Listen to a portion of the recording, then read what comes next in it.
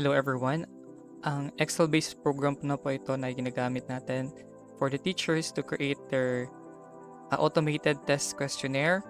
Pwede na itong gamitin pang check ng mga exam ng mga students ninyo and also to generate data or consolidated data for the said exam. So the moment na ma-download nyo po yung file, dito po siya punta sa ating downloads na folder. Pag open po nyo yung account ay yung file, then just click enable editing. But then meron pong lalabas na security risk. Punta po tayo again dito sa ating downloaded file. Right click the file, properties. Then sa baba, check unblock. Click apply, then okay. Open nyo balik yung file. Then again, click enable content. And then ready to go na po ang ating file. So yung ating Excel-based program ay may dalawang sheets. The dashboard and the questions. Dito sa question na sheet, nandito rin yung mga instructions na pwede nyong maging guide sa paggamit ng program na ito. Yung program po natin ay pwede nyong gamitin para i-automate yung mga test questionnaires ninyo or pwede nyo rin gamitin para mag-check ng mga exam ng mga students if ever hindi po ito mapacheck sa mga students or wala na pong time. Pwede nyo itong gamitin para mag-consolidate ng mga result na kanilang exams as well as para maiba naman yung style ng test ninyo. Especially yung mga schools or yung mga teachers natin na merong mga computer laboratory. So pwede nyo po itong gamitin. So dito po sa ating dashboard, meron tayong graph for the item analysis. So dito lalabas yung mga number of students na nakatama sa each item ng inyong exam.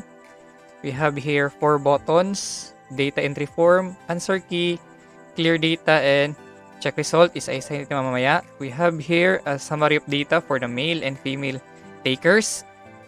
Tsaka yung total niya. Then, yung MPS or the mean percentage score. Set passing percentage kung ano yung passing percentage na gusto ninyo. Pwede nyo iset manually. Then we have naset nyo na percentage, ilang students ba ang nakakuha nun, male at saka female, at saka yung overall na passing rate ng inyong student. So we will start with these questions. Yan. So dito sa questions, we have here 60 items. Kasi usually yung mga exams natin ay 60 items. Pero kung 35 items o 40 items lang, pwede lang rin. I-delete nyo lang yung content ng mga cells nung exceeding na mga number of items. So, 60 items po yan lahat. Yan, so 60 items. So, each cell or each item, meron tayong STEM question at saka 4 na choices. So, paano mag-create paano mag-edit or mag-encode ng question tsaka yung yung choices natin. Just simply double click nyo yung cell, highlight nyo lang yung question at saka pwede na kayo mag-encode. Yan. Mag-encode ng mga questions niyo. Depende sa inyo ano yung mga questions na gusto nyo i-encode dyan. The same is true with the choices.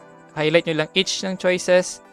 Then, i-change nyo lang yung mga choices or yung mga multiple choice niyo. But take note, wag nyo lang i-format or i-reformat yung spaces, yung spacing dito. Yan. Para hindi po masira yung pagdating dun sa dashboard mamaya. So, isa-isa nyo lang kung hanggang ilang test questions meron yung exam ninyo. I-edit nyo lang yan isa-isa. And after nyo matapos na malagyan ng mga questions at saka choices, punta na tayo sa dashboard. And then, unang-una is, lalagyan nyo ng answer key yung test questions niyo. So, paano maglagay ng answer key? Click nyo lang yung answer key na button. Yung password natin is yan. Incorrect. Hindi ko lang gi-asterisk para makita ninyo. So, yan yung password natin. Submit password. Bakit ko nilagyan ng password? Para hindi ma-open ng bata. Hindi niya makita yung mga answers. So, submit password. Yan. So, dito, meron tayong question 1 hanggang question 60. So, kung hanggang ilan lang yung test questions niyo, hanggang dun nyo lang lagyan ng answer key. So for example, hanggang 60 or hanggang 15. So yan, just click nyo lang yung mga letters na mga tamang sagot and so on. Then after that, i-click nyo yung submit. So for example, nandito hanggang 15 items lang, sample. Yan, yun yung mga tamang sagot. Then after that, you click submit kapag na-double check na yung mga answer key. So click submit, then wait for na mag-prompt yung answer key successfully updated. Just click OK, then exit. After that, pwede nyo nang after nyo malagay yung questions at saka yung answer key ninyo, pwede nyo na itong i-copy, then i-paste nyo lang doon sa mga computer units na gagamitin ng mga bata. Next, sa part naman ng students. So sa part ng students, pag open nila nito, punta sila dito sa data entry form. Sa data entry form, ito yung lalabas. So name ng student. For example, si Juan Cruz. Yan. Click niya female. Then, anong section niya? For example, Venus. Tapos, since 15 items lang yun, dito lang siya mag-check ng kanyang mga choices. Then, ang gagawin niya, i-click niya muna itong each test question. Pag-click niya, lalabas dito yung question. So, from this question, pili siya ng sagot. So, since same lang yung mga questions at saka choices na nilagay natin kanina, then, automatic na rin, same lang yung mga lalabas dito maya pag-click natin ng test question. So, for example, for question number 1, answer niya sa letter C. Question number 2 naman, just click na lang yan. Question number 3, click question number 4. Lagyan ang sagot. Question number 5. Then, question number 6. Next niya, 7, 8, and so on. Yan. So, for example, na-click niya na lahat hanggang dito. Then, after niya matapos yung 15 item na quiz niyo, click niya submit. Hintayin muna ng bata na maglabas na new student data successfully added. So, click OK, exit, next na naman na bata, entry form, example, babae na naman, si Maria Clara. So, click female, the same na section, example, Venus. Then, same process, click niya yung question. Let's say, for example, nag-click siya ng question, lagyan natin ng answer na lang para hindi magtagal. Yan. So, click niyo yung mga sagot. Then, after matapos ni Maria Clara, the same. Click niya ang submit. Okay. Last na tayo na bata. Example, si Peter. Peter Stone. Yan. Male. Section, the same. Venus pa rin sila. Then, yung sagot niya. Click niyo yung sagot. Supposing na gina-click niya rin yung question before siya magsagot. Yan. Then, submit. So, meron tayong 3 na entry. 2 lalaki at saka 1 babae. So, check natin. Paano natin malaman yung mga result afterwards?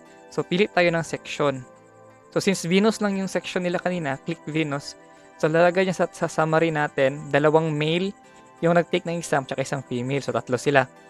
Then, 50% lang yung giset natin na passing score, passing percentage. So, meaning, isa lang umabot sa 50%. Then, try natin, babaan natin sa 10% lang. Pag 10%, silang 3 ang pumasa kung 10% lang yung passing mo. Kung 75% naman yung passing rate mo, meaning walang umabot ng 75%. Sa graph naman, makikita natin yung number 10, walang nakatama. Yan. 13 and 15, perfect. 2. Hindi pala. 2 lang yung nakatama sa 13 tsaka sa 15. So, yung number 1, wala nakatama. Yung number 10, wala nakatama. Yan. So, yun yung mga possible questions na mahirap. How about pag-check ng individual result? So, click niya itong result niya. Check result. Then, pili siya dito sa yung pangalan niya. For example, si Juan de la Cruz. Then, mag-reflect dito Since 15 items lang yun, then yung mga X, i-disregard na lang yung the rest. Hanggang 15 lang. So, ito yung mga items na mali siya. 1, 3, 4, 7, 9, 10, 11. 8 lang yung tamang sagot niya. Percentage niya is 53.33%. Rank niya sa kanya tatlo, siya ang first. Pero failed siya in terms of 75% passing rate. Si Maria Clara naman, ito yung mga mali niyang sagot. 3 lang yung tama niya. Third siya sa rank ng tatlo. 20% lang yung kanyang exam. Then Peter Stone, yan, the same. Makita niya. So that is how you are going to check the result for each student. Now, how to clear the data. Example, tapos ka na ng exam lahat. So gusto mong gamitin ulit yung ating form. So just simply, una, dalawa yung pwede mo i-clear. Clear data meaning yung mga na-input na mga data ng mga bata, i-back to zero mo lahat. I-erase. So clear data. The same pa rin yung password. Wait. The same ang password. Yan. Capital T. Then submit. So meaning, cleared na yung data. Wala nang data dito. Wala na ring data dyan.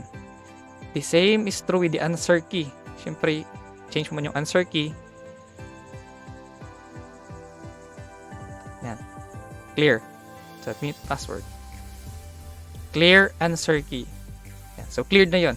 If ever naman may namali ka na answer key kanina, yung pag-input mo dito, tapos may mali pala na answer key, ang gagawin mo lang, example, naka-submit ka na ng answer key, tapos may mali, click mo lang balik yung answer key, input mo lang yung password natin,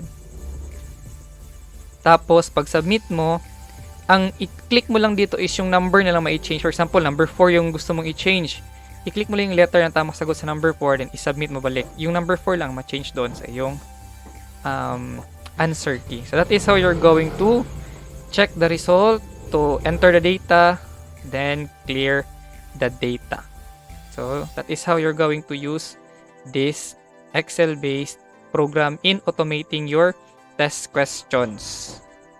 So thank you very much. Okay, next is pwede din kayong mag-print ng results for each student para mapapirmahan sa kanilang mga parents and also para may hawak sila sa result ng kanilang exam. So how to generate individual results. So meron tayo, aside from our exam checker, meron pang isang file which is our Word file na link doon sa exam natin. So double click mo yung exam result. Yan. So pag double click mo ng exam result, prompt ka ni Microsoft. Yan. Yes mo lang yun. Then lalabas ito. Yan. So dito tayo sa mailings. As you can see, mga result ito ng mga bata ko. So start tayo sa number 1. Pwede mo itong i-check one by one or i-print mo as a whole.